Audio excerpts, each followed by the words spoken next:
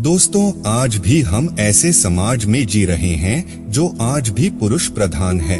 आज भी जब लड़की का जन्म होता है तो अधिकतर घरों में मायूसी छा जाती है।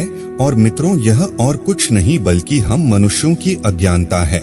लड़की को बोझ समझते हैं, परंतु आपको जानकर हैरानी होगी कि लड़की का जन्म हर किसी के घर में नहीं होता, बल्कि उसी के घर होता है जो भाग्यशाली होते हैं और अपने पुण्य कर्म अर्जित किए होते हैं।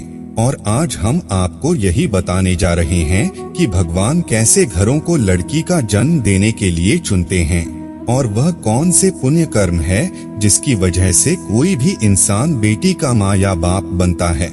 नमस्कार दोस्तों, धर्मा वचन चैनल पर आप सभी का स्वागत है। अगर आप भी भगवान श्री कृष्ण के भक्त हैं तो कमेंट में जय श्री कृष्णा जरूर लिखें। तो चलिए शुरू करते हैं आज की प्रस्तुति। दोस्तों, भगवान श्री कृष्ण से अर्जुन पूछते हैं कि माधव किन कर्मों के कारण किसी के घर पुत्री धन की प्राप्ति होती है, अर्थात कैसे घरों में बेटियों का जन्म होता है। तब श्री कृष्ण अर्जुन से कहते हैं, हे पार्थ, अगर किसी के घर बैठे ही भाग्य अच्छे होते हैं तो बिटिया सौभाग्य से, और जो भी स्त्री या पुरुष अपने पूर्व जन्म में पुण्य कार्य अर्जित किए होते हैं उन्हें ही एक बेटी के माता पिता होने का सौभाग्य प्राप्त होता है। बेटियों को जन्म के लिए उन्हीं घरों को चुना जाता है जो बेटियों का भार सहन कर सके, क्योंकि तीनों लोगों में स्त्री अर्थात बेटियां ही ऐसी होती है जिसका भार हर कोई सहन नहीं कर सकता। वह बेटियां ही होती है जो इस सृष्टि को निरंतर चलाती है, माँ होने के लिए अपना सर्वस्व निछावर कर देती है।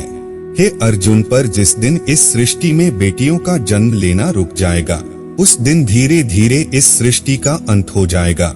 मित्रों को भगवान श्री कृष्ण के इन बातों पर गौर किया जाए तो उनका कहा बिल्कुल सही है, क्योंकि बेटियां अगर नहीं होंगी तो किसी का भी वंश आगे नहीं बढ़ सकता।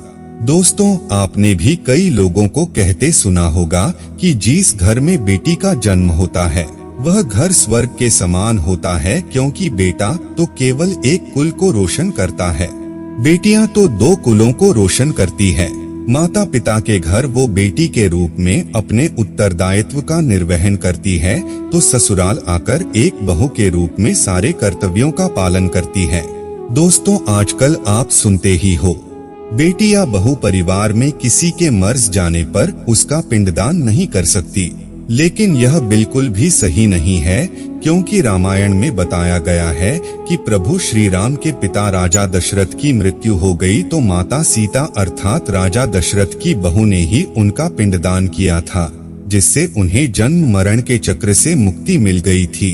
इतना ही नहीं, हिंदू धर्म शास्त्रों में बताया गया है कि बेटियां भी अपने पिता के नाम का पिंडदान कर सकती है।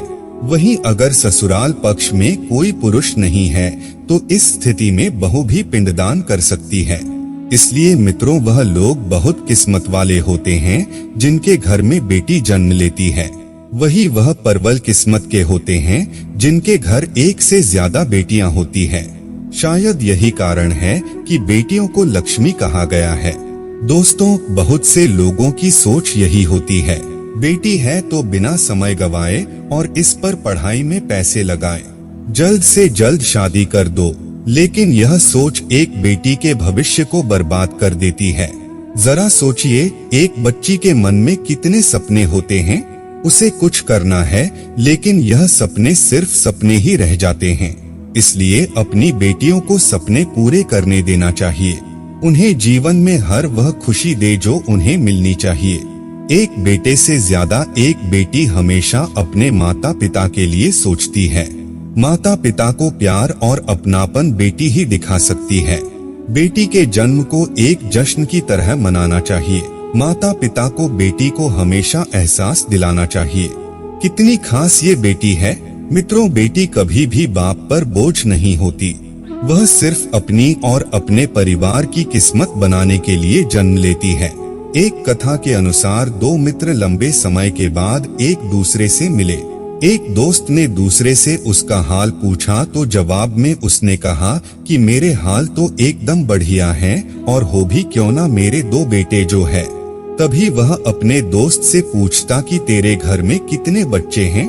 दोस्त खुशी के साथ बताता है कि मेरे घर में 2 बेटियां हैं। उसका दोस्त भगवान का शुक्रिया अदा करता हुआ कहता है कि मैं धन्य हूँ, मेरे घर बेटियां नहीं।